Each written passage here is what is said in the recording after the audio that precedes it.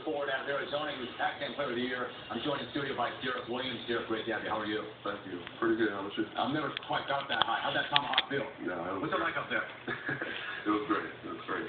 Playing against Duke and all the great players that they've had, and the whole scenery was good.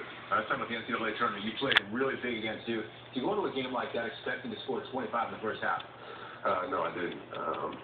Just playing against Duke was a great feeling. Just being able to play against, one of the best schools, to ever have the college basketball team was great. And just to have 25 points against them was great. You come out of the tournament, you come out of that game, then the tournament, all of a sudden you were soaring up the charts. How much do you think the NCAA tournament helped your draft prospects?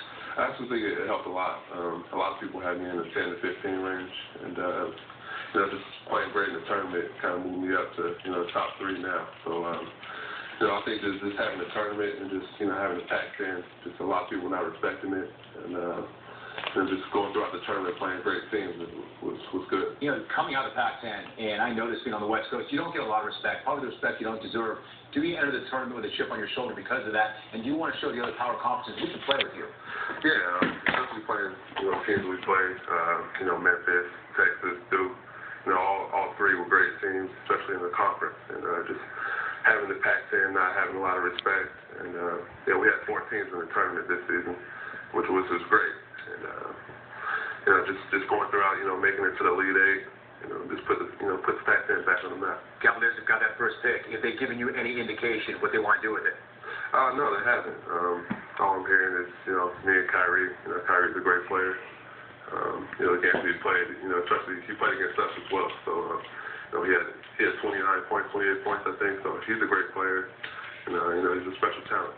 He is. Do you think you'd be a better draft pick for them? Either way you go, it's a great pick no matter what. Hopefully they do choose me number 1, but at the end of the day, it's them choosing whether they go me or Kyrie. Give me your pitch. Why should you go number 1 to them? I think I'm diverse. I can guard multiple spots. I can guard the 4 and the 3. I can play the 3 and the 4. So, just playing different spots and being able to guard different people. I think, a lot of teams need a 6'9" guy that can pick and pop, that can score inside and outside. Now, you mentioned the 4 and the 3. In college, you were pretty much in the post. They had you playing power forward. Is that where you think you should be, or do you feel more natural at the 3? I feel more natural at the 3. I had to play the post at Arizona, but I'm more comfortable on the perimeter and guarding more perimeter guys. And I think I have the speed and quickness, to guard. Can you guard the wing? Yeah, I think I can. Yeah.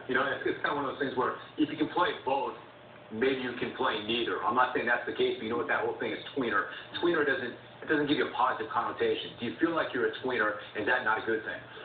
It could be a good thing. Mike Beasley, for instance, is probably the best comparison as a tweener. He can play the 4 and the 3. He can shoot. He can drive. So I kind of have similar comparisons to him. And just being able to go inside and outside is a big thing, especially at the next level. You go to Cleveland, for instance, number 1. There's going to be a responsibility and pressure that comes along with being number 1, and then you got to follow the guy. How do you approach that? If they take you, do you go in there and try to fill the void created by LeBron's departure? No, I don't think I do.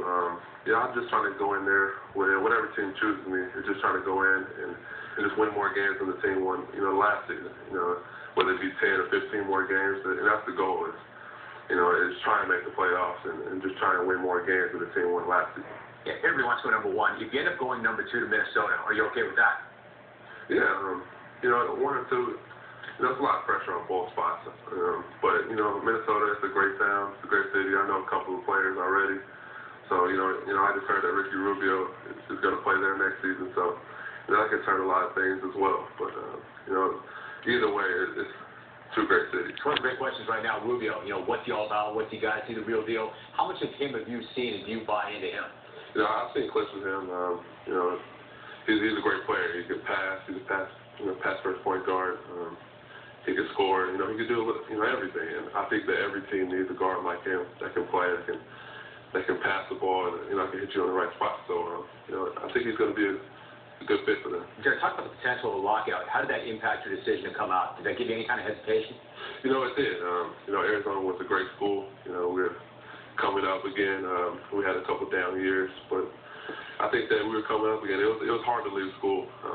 Arizona is a great place for me. just a great fit all around. And you know, it's going to be a preseason top 10 team if Howard stays. So it was pretty hard. And the lockout had a big decision on me too. There are no locks, but if somebody said to you, you come back with a top 10 team, I guarantee you win a championship. I guarantee you win an NCAA championship. You knew that. Would you have stayed? Of course, I would say it was guaranteed. You know, there's a button right there, so you're going to win a national championship next season. I would obviously always stay. I think that college was a big thing for me, and you know, it's not really about money for me. I think that having that national championship goes a long way. You know, it stays with you for 30, 40 years. Well, man, anytime I hear somebody say it's not about the money, it's about one thing: the money. Nah, I don't think it's about the money with me. That's why I was going to stay at Arizona. So, you know, it was a great fit for me. Like I said. I get that. If it wasn't about the money, what did it come down to? Why did you decide to come out right now? I like the competition. I think that, just every night, just having, you can't take a day off. Every night there's always going to be another person coming for your spot. And just a, competitive nature that I have, always wanting that challenge. At any given night, I'm going to play a great player. For your entire life, you play for the love of the game, you play for competition. You get a feeling like the switch is now gone. The second you get that first puck, it's now a job. Does it feel like that yet? Yeah, it does. It's like a business now. Everything's business-like, from the suits to, dress clothes, everything. So, it's a business, but at the same time, I still have love for the game, and that's what I'm carrying out right now. It's good. Future's bright. Derrick, good to visit with you. I appreciate it. Thanks so much. Nice job. When we come back, you'll get my take on what the future holds for Joel.